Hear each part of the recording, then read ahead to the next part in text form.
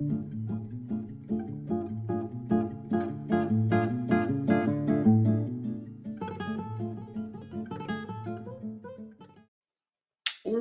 up, everybody? It is St. Patrick's Day. It isn't very often that this show falls on St. Patrick's Day. As an Irishman myself, I hope that everyone has a lovely day today and stay safe with any activities that you may have not already had on the weekend. It's typically how we roll. When it falls on a Monday, we like to use Saturday, Sunday as that time to get after it. But either way, it. I knew that this show was coming up, and so obviously St. Patrick's Day, it's on the calendar. We all knew about it. It got me thinking about the idea of sort of as a young Irish kid growing up. Again, I'm not red hair, I'm not 100%, but it's always been a part of my identity. It's been part of who I am. I'm covered in Irish tattoos, and when you can see the shirt there, and so it's something that I am. It's part of who I am. It's part of my heritage, and so. It's also part of kind of what makes me who I am. And another part of what makes me who I am is this sort of unbridled confidence that I have, right? And it's a fine line between confident and arrogant. And when I was younger, I certainly was way over that line. It was way more into the arrogant side. It's how I sort of made my stake. And I'll take you back a step. The reason that I have the confidence that I have is because growing up as a kid, my parents basically made it clear to me that I could do anything I put my mind to. I could be a surgeon, I could be a lawyer, I could be a fucking NASA rocket ship guy. Didn't matter. And it's great. I've never not loved it. What I would say, though, is that once you do fail at something and it's not for you, and in my case, soccer comes to mind. I played every other sport in school, but I just didn't care for soccer. I didn't really get it. Frankly, I didn't have the stamina for it. I didn't have the lungs for it. So I knew I wasn't going to be a soccer player. And so it was like, well, I can't do that. So now there's probably other shit I can't do. But that didn't last long because honestly, I started to remember that I still can do whatever I put my mind to. And if I wanted to play soccer, if I did, I could have committed to it. I could have figured it out, but it just wasn't important enough. And I think that's a big factor people need to understand when you talk about confidence, you talk about arrogance. There is still this level of, but if I put my mind to it, and determination plays into the discussion of confidence and arrogance. Determination's in that middle ground that I think keeps people confident without letting them go arrogant. But I also see how determination, when I was younger, led to my arrogance. And by arrogance, I just mean that like my ability to do things well was something that I would showcase. Now I don't. I just sort of let it happen. And then ultimately whatever I'm putting out there is kind of coming back to me in that effect. And so getting a little bit ahead of myself, next week on the show, we're going to be getting back to Mental Health Mondays, people. So we got to be doing it. And I haven't been doing it. I haven't been good about it. And so, that's on me. But the point is that so along the journey of life, as you grow up, you should evolve. Ultimately, there's plenty of people I know older than me that don't seem evolved. It doesn't matter. Point is, you're supposed to evolve.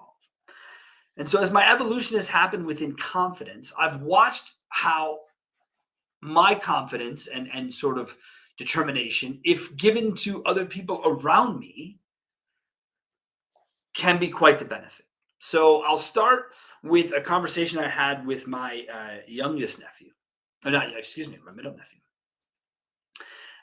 He and I share being a middle kid, so we talk about that. And we were talking about his gig, working in the fast food industry, hitting it hard, hustling, working some crazy hours that they got these kids working fast food restaurants, 9 a.m. to midnight. That shit's crazy. But and so we were talking about, kids, he's going to be 19 years old. This episode will have aired. He will have turned 19 years old. So here we are. He's 19. And I said, so is that what you want to do? He's like, well, what else you got? I'm like, well, right now, did you know if you became a mechanic, you'd be sought after and probably be able to make money for the rest of your life without thinking about it if you like cars. I like cars. Okay, well, turns out he added all this interior lighting to his vehicle. Him and his buddies, they had fun. They tore off doors. They did shit. They got into it. Well, that's passion. It's passion, man. I don't care what anybody says. Young people want to fix their cars. That's where passion begins. And as I told him, I got into the car business. I didn't even like cars. I don't know shit about cars. I was drawn to the car business for money. Money. You see where the arrogance thing happens? Because I made a ton of money when I was young, and it was really hard for me to listen to anything that wasn't in line with what I thought because I led with my money. That's where confidence turns into arrogance, turns into being a shitbag. Okay? So I over the years, thank God for my wife, I've been able to shed a lot of that. But the confidence continues to brim because, look, we've been after our business here. We're celebrating 12 years this year in a couple months. I got a lot of confidence about that. And sometimes on this show, some of that arrogance comes back because we are badass at what we do. But that's the confidence that we're going to deliver on what we say every single fucking time because that's what we do. That's what we said we would do. Is that arrogant? Is that confident? I'm going to go with confident. So I say to the nephew, car business, he goes, all right. I said, well, hey, look, I can make 2 calls. You know what I mean? We got people right in your backyard. No problem. Make them. I can do that. You can do that. You would have had to start at the bottom. You had to be fine. I can do that, but in a couple months, I won't be doing that. I'm going to raise. I'll do confidence brimming from this kid with the concept that he was, I don't want to say unaware of, but certainly wasn't on his radar. And now, again, as the time of this episode airs on St. Patrick's Day, he will have started a job in the car business, baby. More Welshes coming to the car business can never be a bad thing. Okay? I promise you that. All right? And if this kid wants to be a mechanic, shout out to all my mechanic and fixed operations friends. This kid's going to be good. He's going to be sharp because he's smart. He's smart. And as I told him in a text, the text read something like this. Look, there are fewer places in the world where you can make yourself a living without college education. And this is it. This is one of the best places to do it, man. And I said, and fewer places reward not being a dick as much as the car business. Because if you can be in the car business and not be a dick, you can get so much further in the car business. Because when I started the car business, I was a dick. I was an arrogant dick. I was an arrogant, successful dick. Granted, I was 19 years old. This kid's 19 years old. That's not the same problem. Because, again, I couldn't imagine handing him the money I made at 19. Just knowing what I know about him and how he spends his money now. But neither here nor there. The confidence, the ability to do it, that's what resonated with me. And the last part of the confidence story that I'll tell you is I am a weekly bowler, okay? I've been bowling since I was 9 years old. I've been in a league since I was 14 years old. It's like 30 years of leagues this year. It's what I do. It's where, I've hung out there. I've done it. I know what goes on. So anyways, we have a young guy in our league.